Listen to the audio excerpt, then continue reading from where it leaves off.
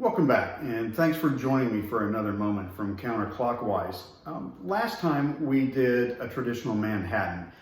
This evening what I'd like to do is a Vodka Martini. Now, traditional martinis are said to be gin. I don't know that I go along with that, but I'm not a gin fan, so I do prefer vodka, and we're going to go with Grey Goose vodka tonight.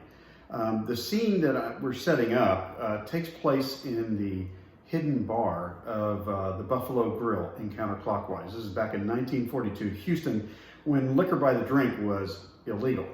But that's not the point. The point is, how do you make a really good vodka martini? Well, it's actually quite simple. You start with a good vodka.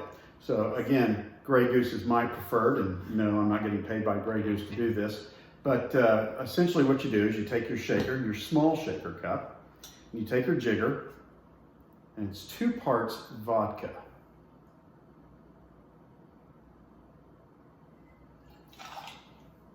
I'm going to do this very carefully so I don't spill. All right.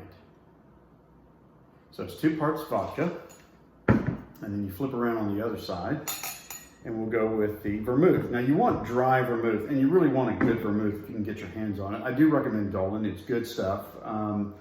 There are others out there, but I like this particular brand. So again, we had our 2 parts vodka, now it's 1 part vermouth. Now, there is some conventional wisdom that says a smoother vodka martini is when you use your spoon and you stir it around like this, right? And it comes out much more smoother when you drink it. I don't know that I agree with that. I've done it both ways and don't really detect a difference. But you know, just for the fun of it, as James Bond would say, shaken, not stirred. So you take your large cup, you get it on there.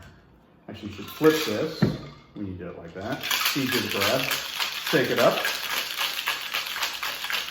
And then you're going to kind of pull it apart, flip it again, because you're going to use a strainer to keep the ice from flowing into your drink or into your glass.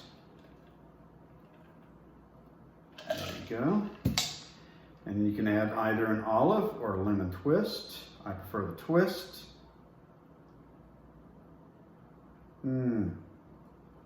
That's really, really good. So again, let me go back to the scene where this is going to take place. This is taking place in an underground bar in downtown Houston. It's the Buffalo Grill. Richard is there, and he is watching Raina, whom he's quite enthralled with. She is on stage singing. He had no idea that she was a vocalist, and it was a surprise when she came out on stage and began singing. But this is after 2 or 3 sets that she sang, and he's mesmerized by her, and this is how it goes. Raina switched back to full-on pout, building onto a seductive yearning, along with the music rising to a crescendo. She cupped the bulbous microphone in her hands and held it close to her glistening wet lips. The room, the crowd, everything faded away but Raina's voice and what he saw in her eyes. Richard stood there and let her fillet him as she wailed the closing lyrics. Won't you tell him, please, to put on some speed? Follow my lead.